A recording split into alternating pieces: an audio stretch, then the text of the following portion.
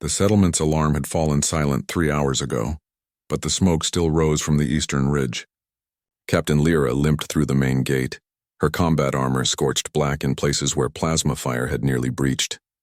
Blood, not all of it hers, stained the reinforced plating along her left side, but it wasn't the state of her armor that made the gathered crowd fall silent. It was what she carried, cradled against her chest, tucked into every possible space her body could shield, were the cubs, 7 of them. The Cathari young ones who had been playing near the forest edge when the Orcs raiders descended from orbit. Their harvester ships hungry for easily transportable cargo. Slave trade, the galaxy's oldest and most profitable sin. The smallest cub, no larger than a human toddler, clung to Lyra's neck, its soft fur matted with dirt and tears. 2 more rode on her back, their tiny claws dug into the gaps in her armor plating. She held one under each arm and somehow, impossibly, she'd fashioned a makeshift sling from her torn cape that cradled 2 more against her torso. The 7th walked beside her, its small hand gripping her gloved finger with desperate trust. Every step Captain Lra took seemed to cost her. Her right leg dragged slightly, and those close enough could see the way her jaw clenched with each movement. But her arms never wavered. Her grip never loosened. The Cathari were a peaceful species, their society built on communal harmony and artistic expression rather than martial prowess. They had hired human mercenaries for protection after the 3rd raid in as many months. The galaxy had learned that humans were good at violence, exceptionally good, but the Cathari were learning something else about them now. Humans were good at other things too. Baron, Lyra's voice cracked as she called out, rough from smoke inhalation and shouting orders during the firefight. Varen, I brought them home. The crowd parted. Varen, the eldest mother of the settlement, moved forward. Her fur, silver with age, seemed to shimmer in the dying light of the binary suns. She was matriarch to 3 of the cubs, grandmother to 2 more. Her legs trembled as she approached, her large amber eyes fixed on the small faces peering out from Lyra's protective embrace. For a moment, no one moved. No one breathed. Then Varen dropped to her knees, not a collapse, not a fall, a deliberate, profound gesture that rippled through the Cathari culture like a stone through still water. One by one, every mother in the crowd followed. They lowered themselves, their heads bowing, their hands pressed to the earth in the traditional posture of absolute gratitude, a gesture reserved for the gods in their oldest texts. Captain, Varen's voice quavered, you went into their ship. It wasn't a question, but Lra nodded anyway. The Orcs harvester ship had already been ascending when she'd arrived at the clearing. Her squad had been pinned down by the rear guard.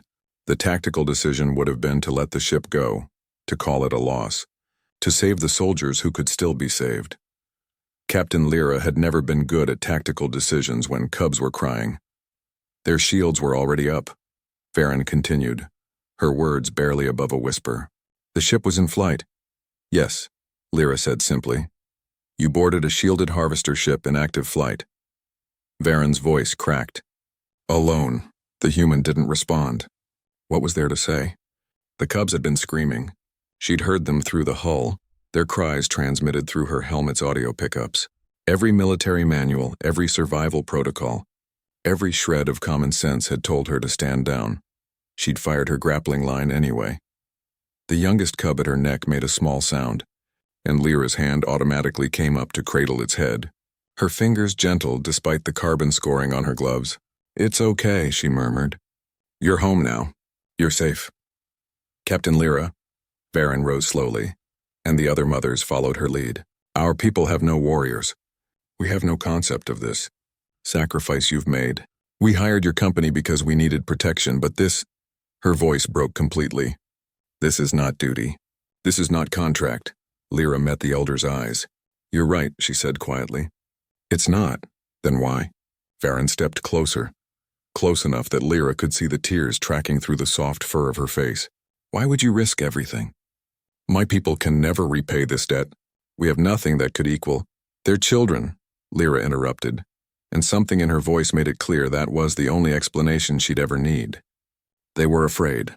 The mother whose cub clung to Lyra's finger stepped forward, her hands shaking as she reached out.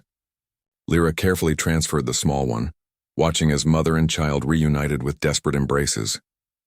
One by one, she handed them back, each cub released with visible reluctance, each transfer done with infinite care despite her obvious exhaustion. When the last cub was safe in its mother's arms, Lyra's legs finally buckled. 3 Cathari caught her before she hit the ground. As they eased her down, the gathered crowd could finally see what her standing posture had hidden. The deep plasma burn across her lower back, the shrapnel embedded in her thigh, the way her left arm hung at a wrong angle. She'd carried them all home on a broken body. "Medic," someone shouted, but Lyra was already shaking her head. "Cubs first," she insisted, even as her eyes began to flutter. "Check the cubs first. They were in that ship for... Need to make sure they're safe, Captain." Varen knelt beside her again, one weathered hand gently touching the human's scorched helmet. "Because of you, they're all safe." "Good," Lyra managed to smile. "That's good." As the medics finally arrived and began working on her injuries, Varen stayed close. She watched this strange, violent species that the galaxy had learned to fear, this human who had charged into impossible odds not for glory or profit, but because children were crying. Around them, the settlement began to understand something profound. Humans were indeed dangerous, perhaps the most dangerous species in known space. But that danger came with a mirror edge. They would also become the most dangerous thing in any room if something threatened the helpless. Captain Lra had gone into hell itself to bring back 7 cubs, and every mother who had bowed knew they would follow her into any battle from that day forward, because that's what family did. And somehow, without anyone quite knowing how it happened, the human had become family.